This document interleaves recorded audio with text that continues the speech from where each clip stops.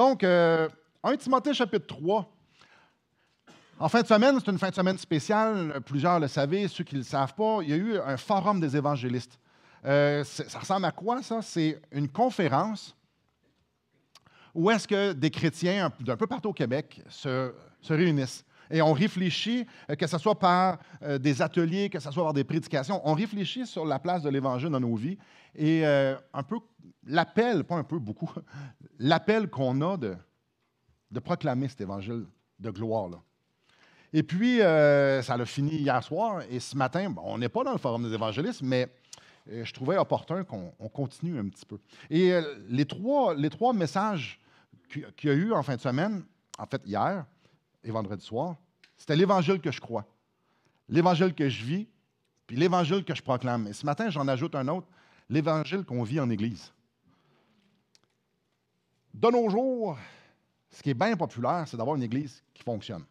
Une Église qui marche bien. Une Église, il faut que les patentes soient toutes placées aux bonnes places, puis qu'on ait tous les bons cossins pour que l'expérience client soit bonne. C'est important, l'expérience client, c'est bon. Il n'y a rien de pire que d'inviter quelqu'un, tu fais comme « Arc, ce matin, ça risque d'être poche. » Qui veut être dans une église de 4 personnes? Je l'ai fait, c'est différent. Qui veut qu'on chante sur des trams et non pas avec de la musique? Qui veut que le prédicateur prêche 3 minutes, que ça soit monotone? On veut pas, on veut que l'expérience client soit bonne pour nous et évidemment pour les autres aussi. Et ça nous amène à vouloir avoir évidemment de la bonne musique, à vouloir avoir des bons programmes. On veut que tout le monde en ait pour son compte. On veut qu'un bon prédicateur, on veut qu'il y ait des bons groupes de jeunes, on veut des bonnes expériences pour nous et pour les autres. Alors, qu'est-ce qu'on fait quand on veut ça? Bien, on se force. Parfait, c'était ça. Bonne fin de journée. Non, mais on se force. Ah non, mais il y a plein de livres décrits comment faire grossir son Église. On lit les livres. Puis là, les pasteurs vont s'évertuer à faire ce qu'ils peuvent pour que ça fonctionne. Puis, ben, les clients, eux autres, vont demander que tout soit mis en place parce que c'est important. C'est important. C'est important d'avoir du succès. Il y a du sarcasme, bien évidemment, dans ma voix.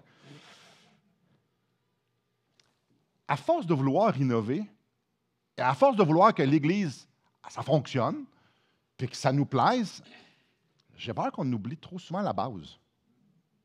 Puis ce matin, je n'ai pas envie de parler des autres églises. Je ne fais pas vraiment ça. J'ai envie de parler de nous autres, l'Église baptiste de Charlesbourg. Ce matin, j'aimerais ça qu'on se regarde dans le miroir. Comment, ensemble, on vit l'Évangile? En regardant la base. Vraiment, ce matin, longue fin de semaine. On regarde la base. Puis, c'est facile critiquer, c'est facile critiquer l'institution, c'est facile que moi, j'aimerais ça que ce soit de même ou non. C'est facile de regarder à l'Église dans un sens large puis de dire, j'aime pas tant ce que je vois, j'aimerais que ça soit différemment. Mais quand on critique l'Église, on critique en fait nous-mêmes. Parce que l'Église, ce n'est pas une institution, c'est encore moins un bâtiment. C'est vous puis c'est moi, c'est nous tous, l'Église. Et quand on critique l'Église, on critique aussi ce que l'Esprit de Dieu est en train de faire en dedans de nous, puis comment l'Esprit de Dieu, comment Christ dirige son Église. Il dit, je bâtirai mon Église. Alors quand je critique l'Église, je critique aussi celui qui a bâti. Alors, ce matin, on va se regarder dans le miroir. On va regarder dans la parole de Dieu, et j'aimerais ça qu'on puisse regarder 2 façons que moi et vous, nous puissions être de bons témoins pour l'Évangile. Des témoins de Christ au sein de l'Église. Donc, 1 Timothée chapitre 3, je vais lire le verset 14 et 15. Ben oui, je ne suis pas dans le... Je suis bien tourné dans le bon livre. Hein? Je t'écris ces choses avec l'espérance d'aller bientôt vers toi. Mais si je tarde, tu sauras comment il faut se conduire dans la maison de Dieu, qui est l'Église du Dieu vivant, la colonne et l'appui de la vérité. L'Église de Dieu, l'Église de Christ, c'est la colonne et l'appui de la vérité. C'est quoi ça? Premièrement, définition, c'est quoi la vérité? Et si on va dans Jean 17, vous n'êtes pas obligé d'y aller, alors que Jésus s'adresse à son Père, en train de prier à son Père, il prie « Sanctifie-les par ta vérité. Ta parole est la vérité. » Alors, on sait, Jésus nous le dit, c'est quoi la vérité? La vérité, c'est la parole de Dieu, c'est la Bible. Et on peut le voir quand on lit la parole de Dieu, que Dieu se révèle.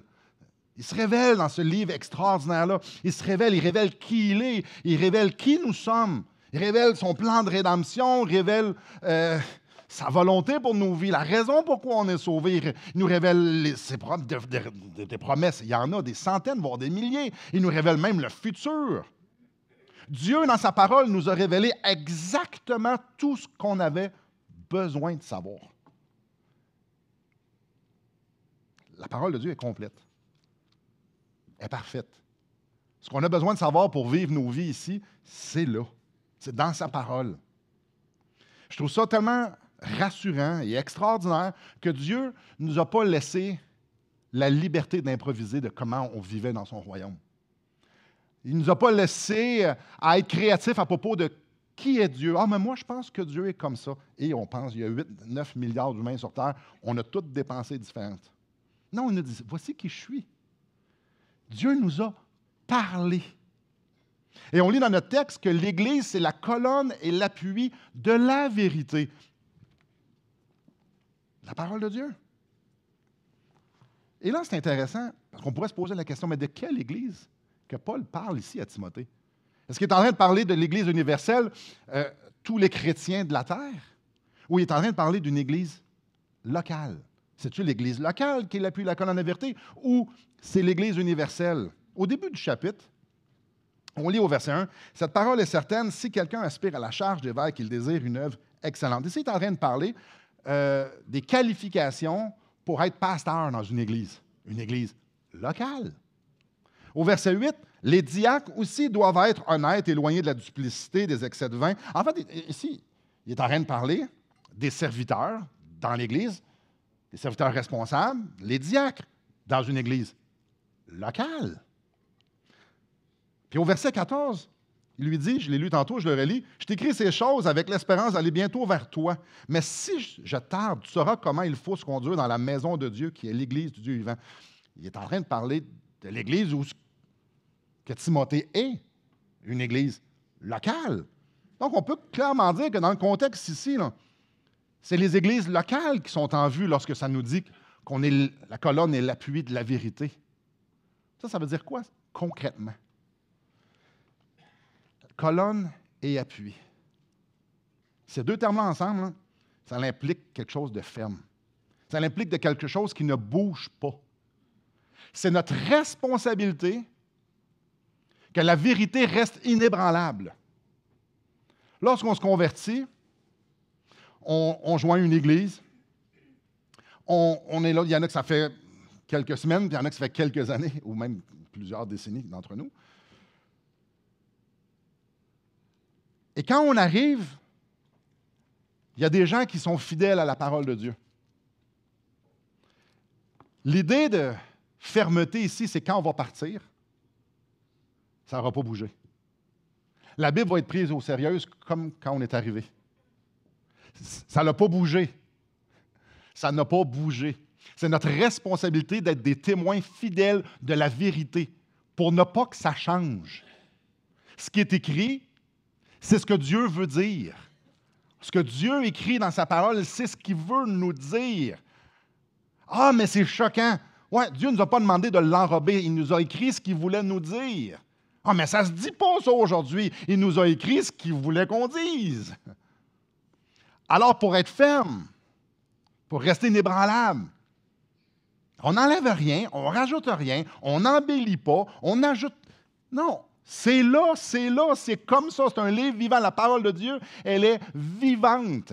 Elle était vivante il y a 2000 ans, elle est encore vivante aujourd'hui. La preuve, c'est quand on la lit, Dieu nous parle à notre âme, puis nous console et nous dirige. Alors, ce qui est écrit là, c'est ce que Dieu veut nous dire. Paul, quand il s'adresse aux anciens d'Éphèse, juste avant de quitter dans Acte 20, il leur dit qu'il leur a enseigné tout le conseil de Dieu. Il leur a tout dit ce qu'il y avait à être dit à propos de Dieu. C'est notre responsabilité commune de s'assurer que toute la vérité soit proclamée. Même celle qu'on ne veut pas nécessairement entendre, même celle qui ne nous rend pas populaire, même celle qui pourrait peut-être nous emmener en prison s'il y a du monde qui écoute sur Internet, les mauvaises personnes écoutent sur Internet. Tout le conseil de Dieu, c'est notre responsabilité commune. Jésus reprend les pharisiens parce que les pharisiens, eux, ils ont ajouté des lois aux lois de Dieu pour être sûrs. Non. C'est aussi facile de mettre trop de lois que de ne pas vouloir parler d'un sujet. C'est facile de vouloir mettre des lois où il n'y en a pas. C'est facile de vouloir mettre une pression pour que les gens aient les mêmes opinions que moi. Non, ce n'est pas la vérité, c'est mon opinion. C'est notre responsabilité en tant qu'Église de s'assurer que les traditions peut-être qu'on aime beaucoup ou les opinions que certains ont ou bien non, que des standards personnels qu'on aimerait avoir, ça n'a pas plus de valeur que la vérité. Ça ne veut pas nécessairement dire que c'est mauvais, ça veut juste dire ce que Dieu voulait qu'on sache. Il l'a écrit. L'Église n'a pas la responsabilité de rendre la vérité présentable. Ce n'est pas notre job, ô combien ce n'est pas notre job de la rendre au goût du jour. La vérité, c'est la vérité. Je peux vous garantir que Jésus, quand il prêchait, ça n'avait rien à voir avec le mettre au goût du jour. Là. Rien. Non, avec amour, certainement, mais pas au goût du jour. Pas au goût du jour. Notre responsabilité, c'est qu'elle rayonne telle qu'elle nous est présentée par Dieu, ici, dans ce livre-là. C'est pourquoi, venez avec moi au chapitre 2, dans le deuxième livre de Timothée, excusez-moi, au chapitre 2. On lit quelque chose, une exhortation qui doit être prise au sérieux, qui doit peser sur notre cœur, qui doit nous ouvrir les yeux sur « Wow! » C'est énorme ici. Là.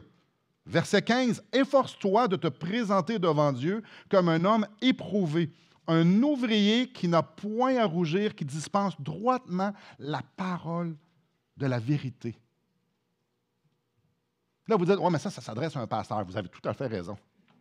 Donc, la responsabilité, pour moi, c'est de bien disséquer la parole de Dieu avec un scalpel pour que vous la présentiez, pour que j'ai cuisiné un plat qui reflète la parole de Dieu fidèlement. Ça, c'est pour moi. Vous avez tout à fait raison. Mais vous pouvez faire ce que vous voulez avec.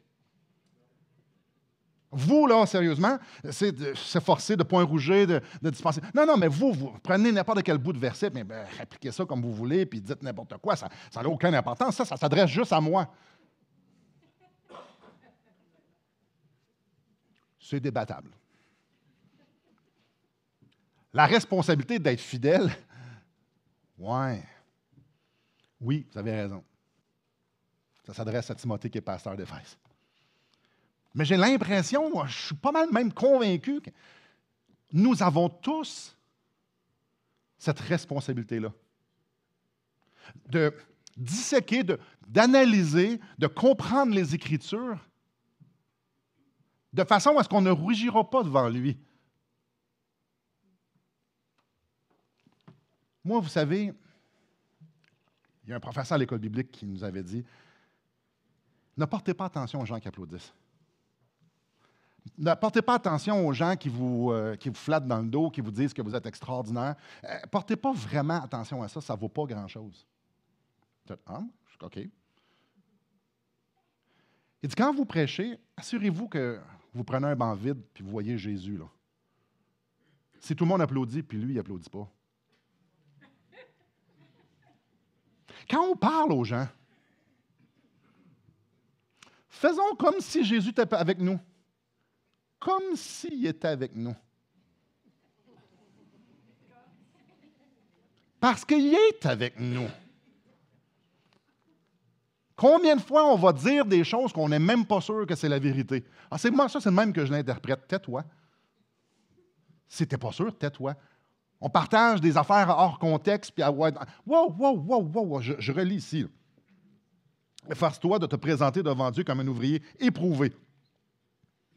Un ouvrier qui n'a point à rougir, qui dispense droitement la parole de la vérité. Attends un petit peu.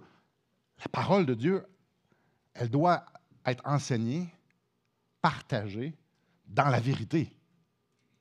Ou sinon, on partage le journal, puis c'est la même affaire. Là. Il y a un contexte, il y a une grammaire. Il y a un contexte biblique au grand complet. Ouais. L'appui, la colonne, la vérité. On ne prend pas ça à la légère. L'Église, c'est notre responsabilité.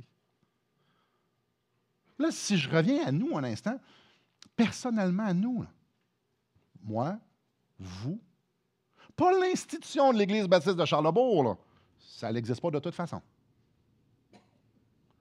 Je nous pose la question, est-ce que nous sommes des témoins fidèles de la vérité?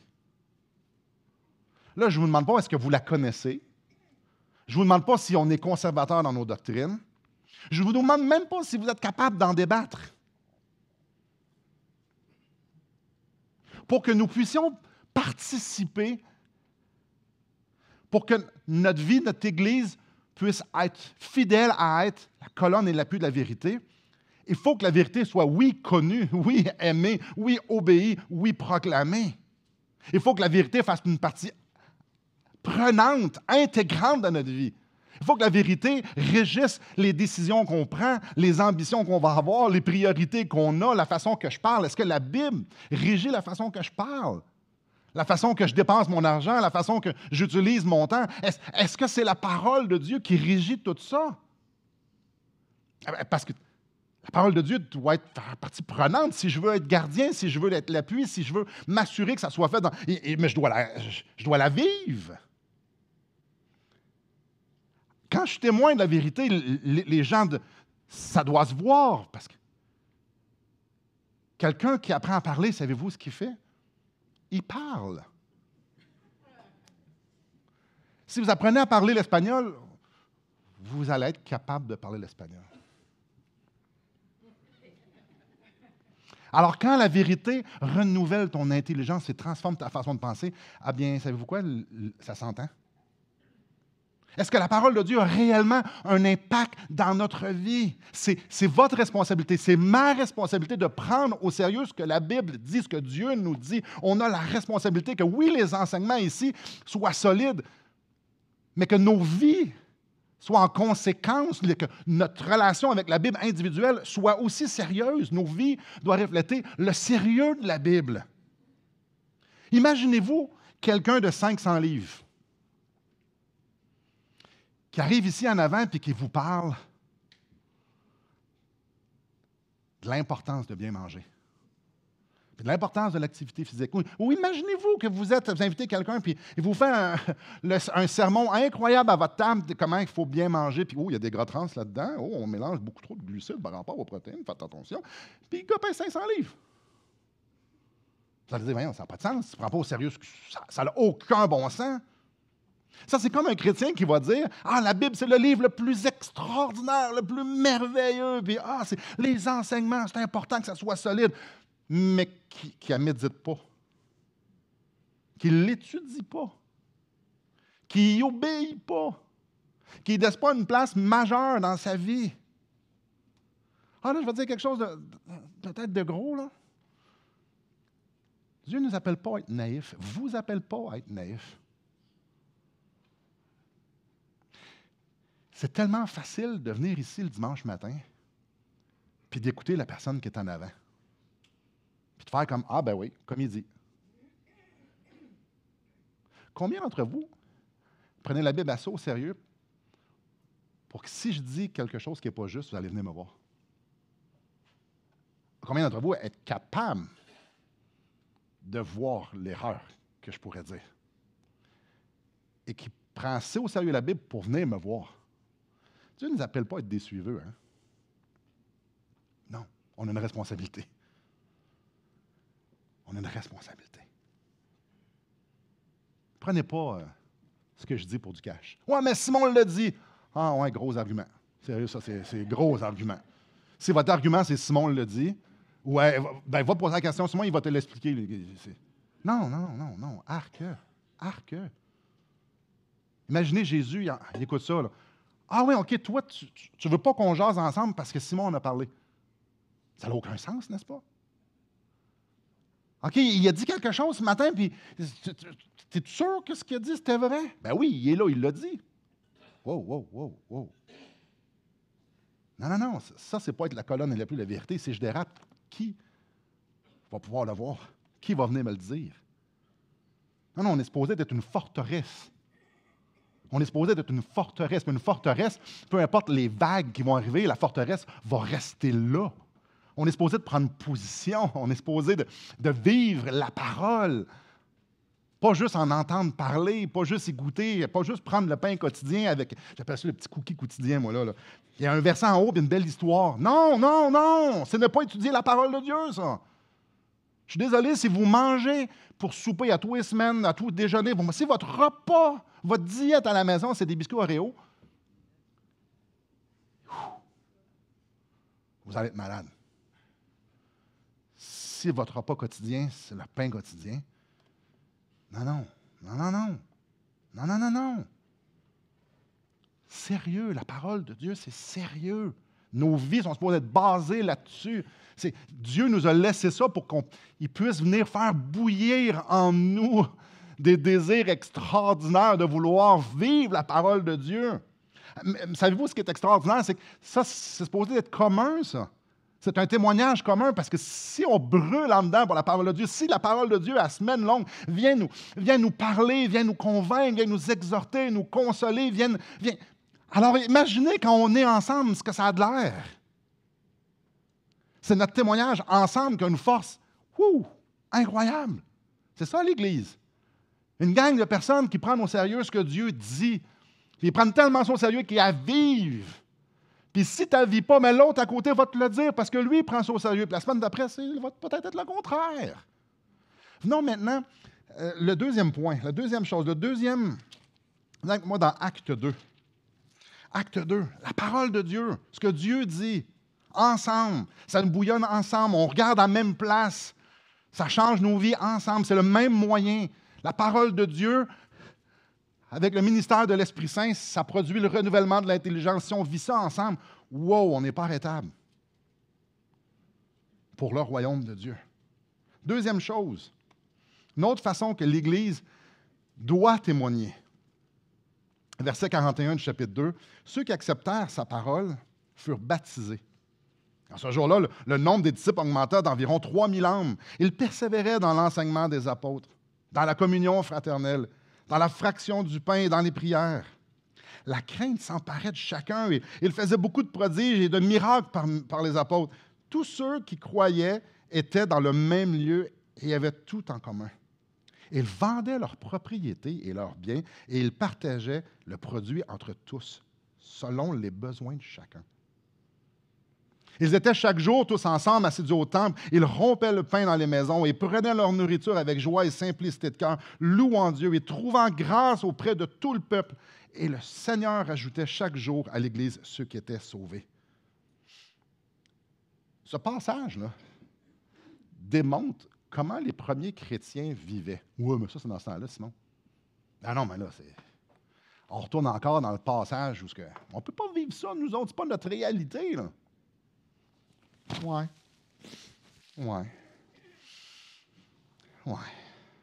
Peut-être qu'on ne peut pas faire ça. C'est sûr, se réunir dehors au mois de janvier. On l'a déjà fait, par exemple.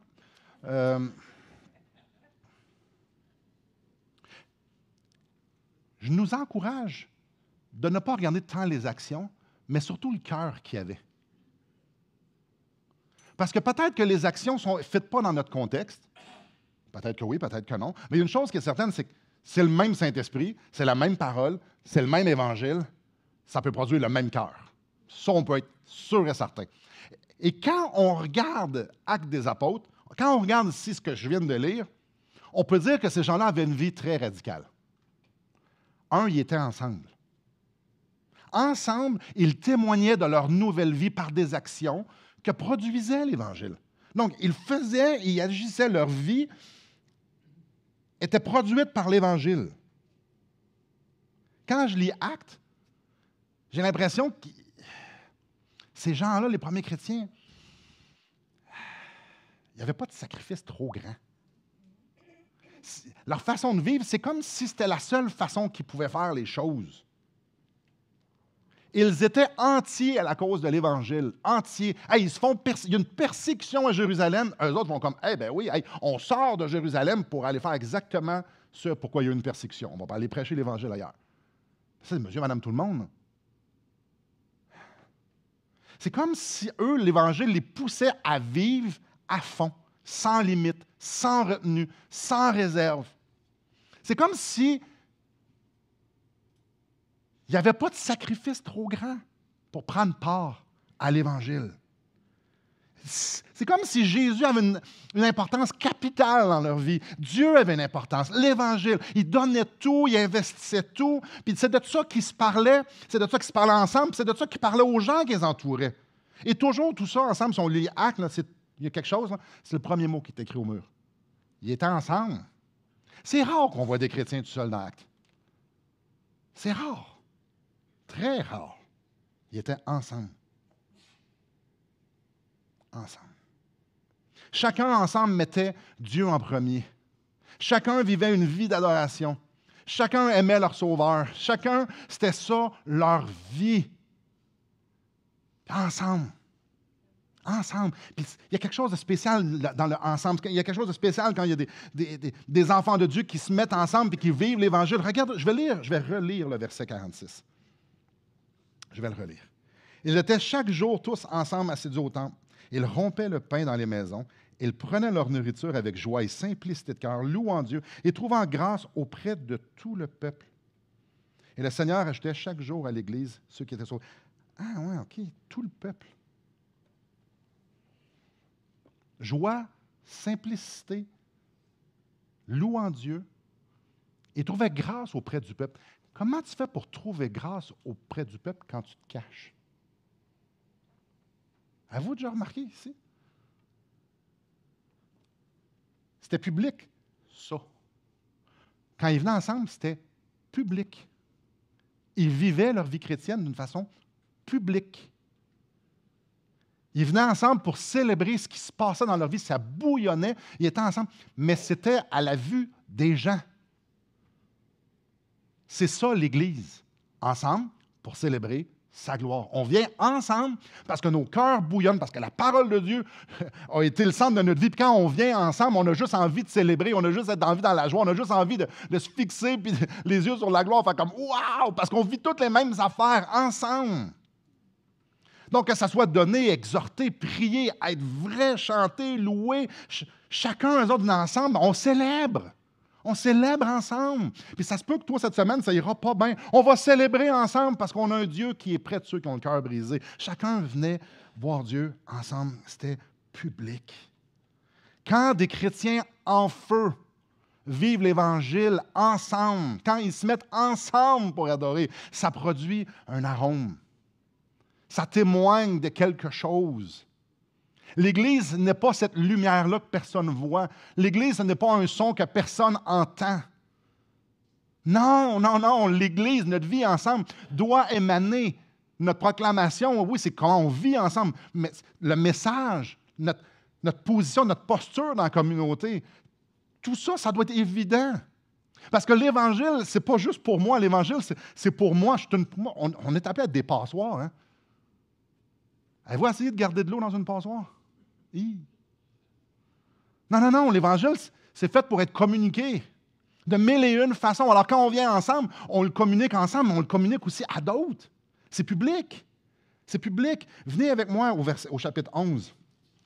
Au chapitre 11.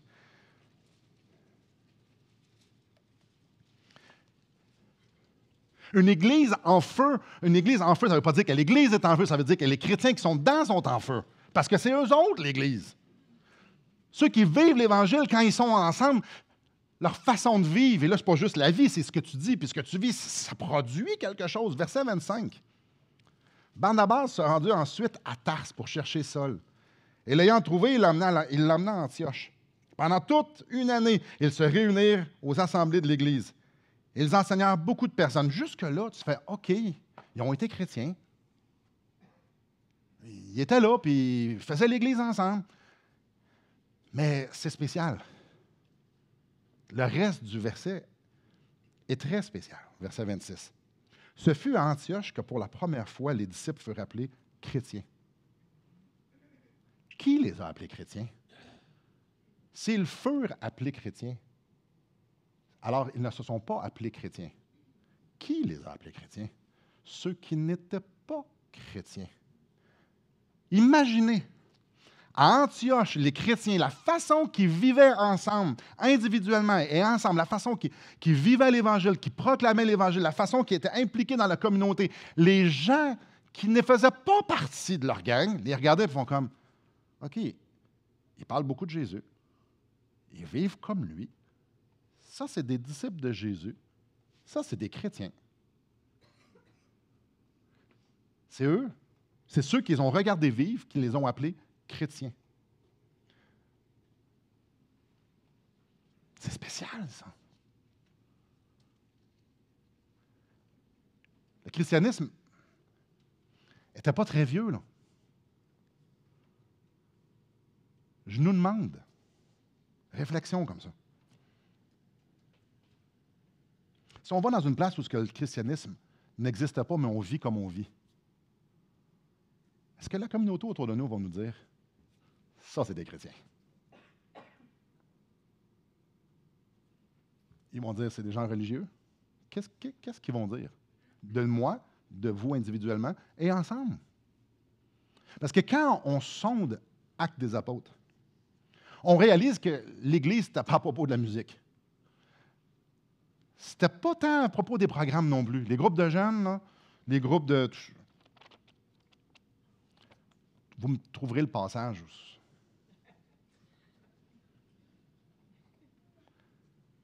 C'était pas la question d'avoir un grand orateur comme pasteur, puis hey, là, c'est important. Puis... Non, c'était pas ça. Non, qu'est-ce que Dieu nous présente dans Actes? Il nous présente comment eux vivaient leur vie chrétienne. Les sacrifices qu'ils faisaient. L'adoration qu'ils apportaient à Dieu. Comment le fait que je donne ma vie à Dieu, comment ça s'articule. La place que l'Évangile avait dans leur vie. Et ce qu'on voit, c'est qu'ils vivaient là. C'était dans le zèle, publiquement.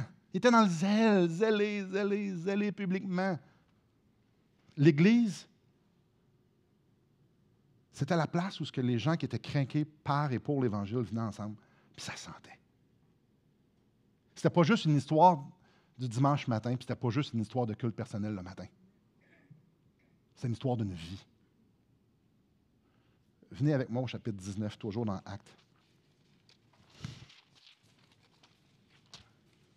C'est une histoire, comme Stacy l'a dit tantôt, que ce soit dans la peine ou que ce soit dans la joie. L'Évangile est pertinent dans tous les spectres de notre vie. Peu importe où ce qu'on est, toutes les saisons, c'est pertinent. Et quand on le vit, ça sent.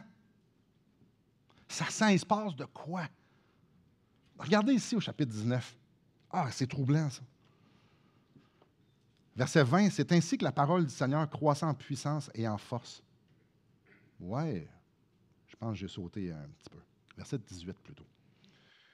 Plusieurs de ceux qui avaient cru venaient confesser et déclarer ce qu'ils avaient fait. En partant, là. Comment vous trouvez ça? Plusieurs de ceux qui avaient cru venaient confesser et déclarer ce qu'ils avaient fait. Et un certain nombre de ceux qui avaient exercé les arts magiques, ayant apporté leurs livres, les brûlèrent devant tout le monde. On en estimait la valeur à 50 000 pièces d'argent. C'est ainsi que la parole du Seigneur croissait en puissance et en force.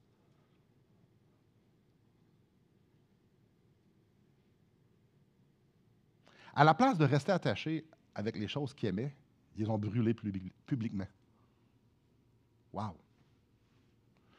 Un des témoignages les plus puissants qu'une Église peut avoir, c'est quand les membres d'une Église sont vrais. Ils sont vrais les uns avec les autres, ils sont vrais devant le Seigneur. Ils sont en feu pour l'Évangile. Ils vivent ça ensemble. Si dans ma vie, Jésus a la première place, si ma vie, mon but, c'est que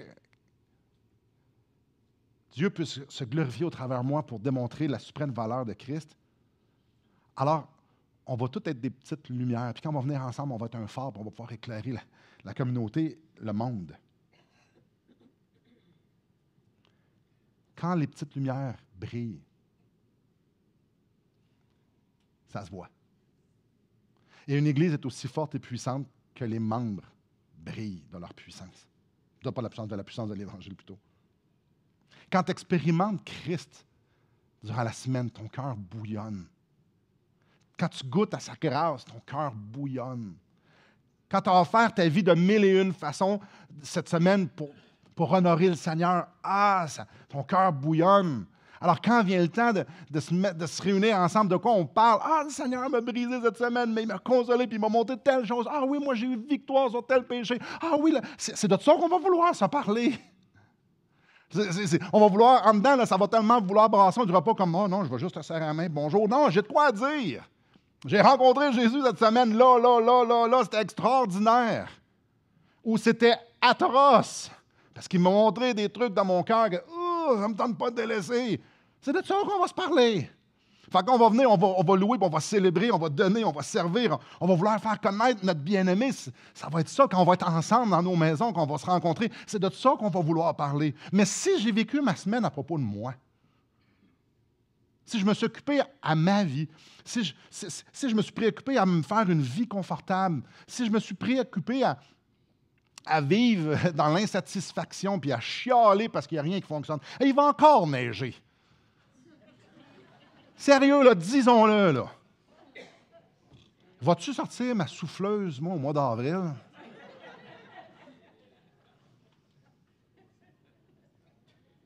Ah, vous ne m'entendrez pas chialer sans neige. Je la sortirai, ma souffleuse, parce que je sais d'où qu'elle vient, la neige. Mais si notre vie, c'est... Hey, les élections, c'est du gros n'importe quoi, hein? Là, les tarifs, les patentes, les cossins. Hey, on peut... Hey, parlons-en. Parlons-en. Non! Tu as raison, non! Mais si on est plugué devant le TVA toute la journée ou devant notre ordinateur, regarder des petites vidéos, c'est de ça qu'on va vouloir parler.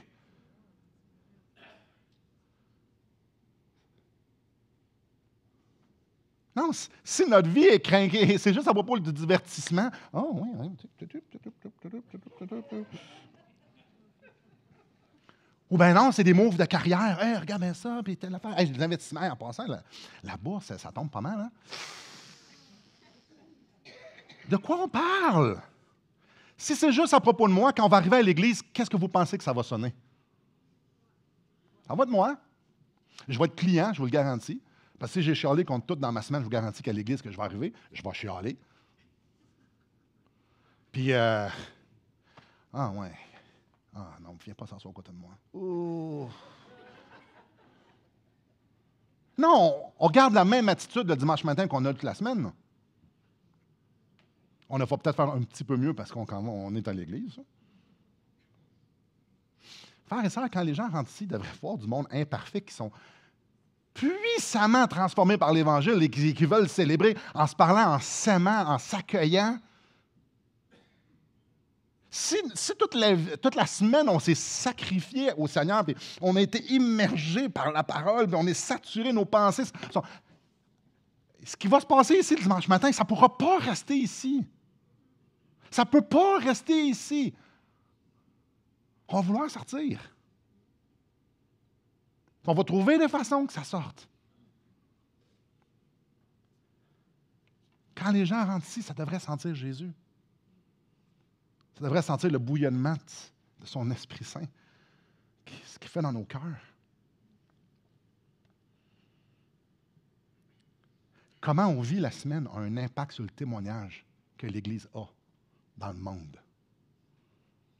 Comment chacun d'entre vous, comment on prend la Bible au sérieux, comment on prend au sérieux la sainteté, comment on prend au sérieux Christ, l'Évangile, ça a un impact sur le restant d'entre nous. Le restant. L'Église est aussi forte et aussi puissante que ses membres brillent par la puissance de l'Évangile.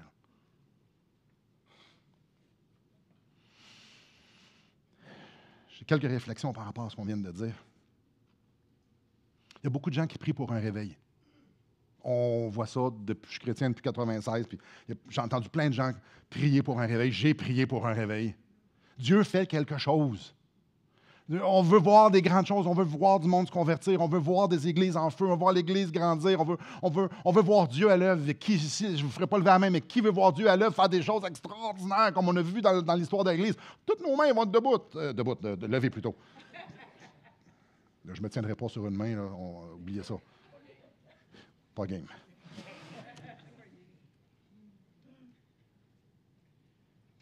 Est-ce qu'on veut voir un réveil ou on veut que l'Église fonctionne?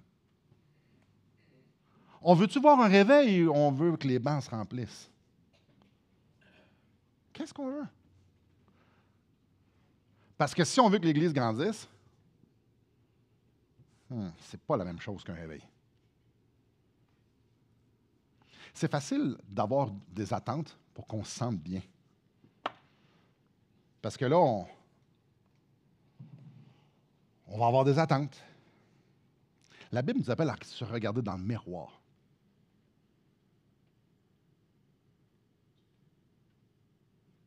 La vérité, c'est que le témoignage de l'Église va dépendre de moi et de vous, là, individuellement. La vérité, c'est que le témoignage de l'Église va dépendre de la place que je laisse à Jésus dans ma vie. On peut faire plein d'artifices, mais ça va être des artifices. J'ai fait une des choses qui me passionne, c'est les réveils. Parce que j'en voulais tellement un que, à la place d'essayer d'en faire un, je dis, je vais l'étudier, voir comment ça marche la patente. L'histoire. L'histoire des réveils. L'histoire des réveils, l'histoire des grands réveils où il y a eu des milliers de personnes, des villes entières qui se convertissent. Des milliers, des milliers, des milliers, des milliers de personnes. Savez-vous comment ça commence? Ils ont tous quelque chose en commun.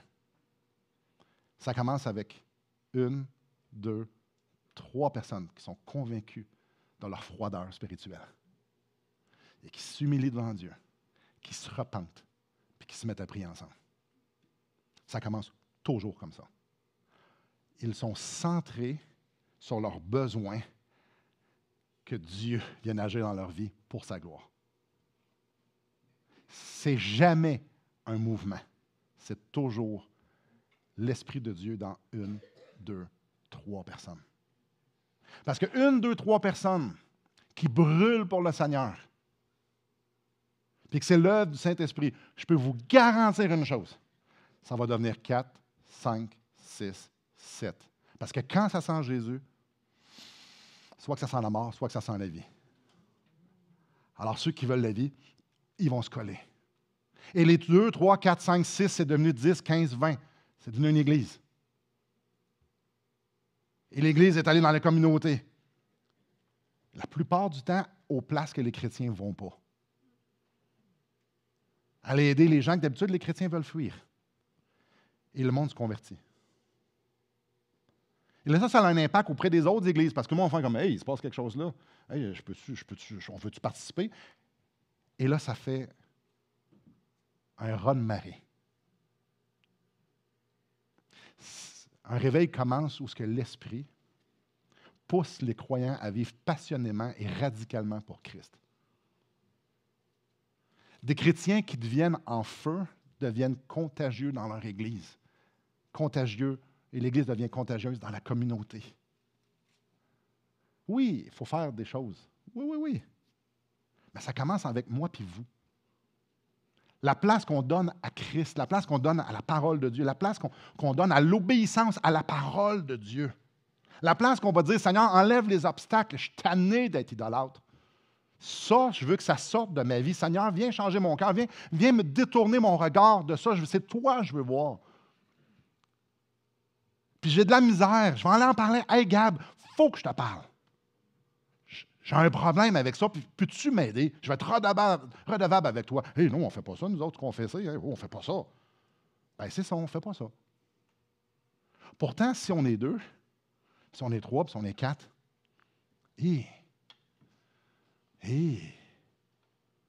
non, le réveil commence dans mon cœur. Rends-moi obéissant. Mais pas d'une façon générique. Non, rends-moi obéissant là. Puis je vais dire, hey, Léa, viens, j'ai besoin d'aide. Ensemble. Prends tout. Oui. Ça commence dans 1, 2, 3 personnes. Ce n'est pas l'Église qui se lève en même temps. Non, c'est 1, 2, 3 personnes. Alors, ce n'est pas une question de « Simon, qu'est-ce que tu vas faire? » Ou les autres, le leader, qu'est-ce qu'ils vont faire? Ou l'autre à côté de moi, qu'est-ce qu'il va faire? Non, non, c'est chacun d'entre nous. Vous, qu'est-ce que vous allez faire? Moi, qu'est-ce que je vais faire? On est bon pour attendre qu'il se passe quelque chose. Excusez-moi, là, je vous dis la vérité un peu.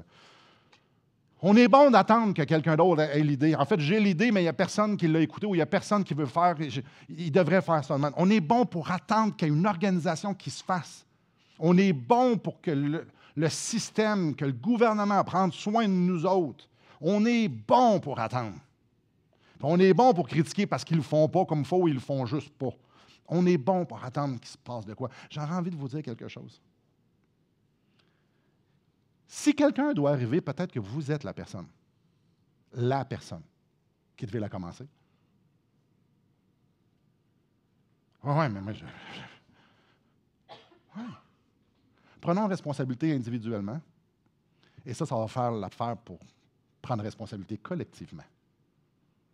Parce que moi, je prends au sérieux la parole de Dieu. Est-ce que mon cœur est tellement bouillant que j'ai envie d'être ensemble pour qu'on puisse vivre ça ensemble? Ou je me contente du minimum, si minimum il y a. Dieu nous appelle en tant qu'Église à avoir un gros impact dans notre communauté. Que ce soit avec les personnes vulnérables, que ce soit auprès des riches, que ce soit envers les immigrants, envers, je ne les nommerai pas toutes, là, tout le monde. Dieu nous appelle à ça. On est-tu confortable, trop confortable en dedans? On est-tu trop confortable à faire notre religion, à louer le Seigneur, à chanter ici, puis c'est extraordinaire, puis wow! On a eu des beaux chants ce matin. Puis quand on sort dehors, on vit exactement comme eux, puis on dit la même affaire qu'eux, puis on vit pour nous exactement comme eux. Frères et sœurs, on a un examen de conscience, puis ça part chacun individuellement. On ne peut pas dire « Ouais, l'Église est là ». Non, t'es l'Église. Puis si on veut réellement un réveil, alors que ça soit individuel devant le Seigneur, le Seigneur vient. On est appelé à vivre l'Évangile, on est appelé à proclamer l'Évangile ensemble. Une Église qui est un témoin efficace, c'est ceux qui vivent, puis ceux qui proclament ensemble. Alors, mes frères et sœurs, quelle place a l'Évangile dans ta vie? Quelle place a Christ dans ta vie? Et ce matin, c'est un bon matin, comme à tous les bons matins. De dire, Seigneur, prends plus de place. Je vais prier. Seigneur, ton peuple est devant toi ce matin avec des vérités super simples. La place de la parole de Dieu dans notre vie. On est la colonne et l'appui de la vérité. La colonne et l'appui de la vérité. C'est simple. Il y a beaucoup de choses qu'on sait, mais individuellement, la colonne et l'appui de la vérité. Seigneur, je te demande de faire impression dans nos cœurs, dans mon cœur, dans chacun de nos cœurs. Qu'on prenne au sérieux ta révélation, ta parole. Qu'on prenne au sérieux, Seigneur, la révélation que tu nous fais de toi, puis ce que tu nous laisses entre les mains, les directives, qui nous sommes. Seigneur, je te prie qu'on puisse être une Église qui prend au sérieux ta parole. Pas juste en arrière de la chair, mais qui prend au sérieux 7 jours par semaine. Que nos vies, Seigneur, soient saturées. Je te prie de venir nous donner ce goût-là à chacun d'entre nous d'être des passionnés. Que ceux qui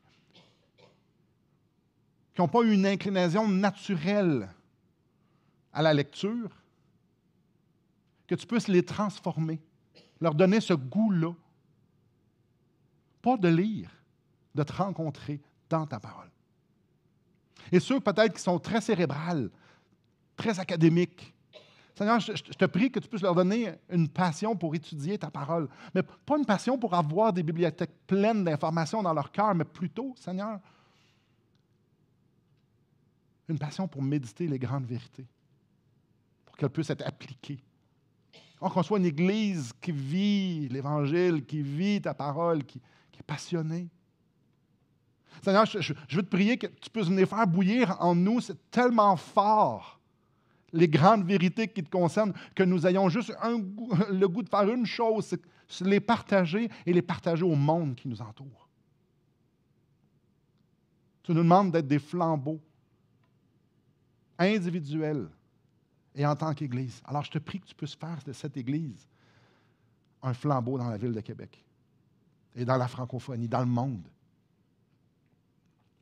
Viens, Père. Viens me réveiller. Que ton esprit vienne me réveiller.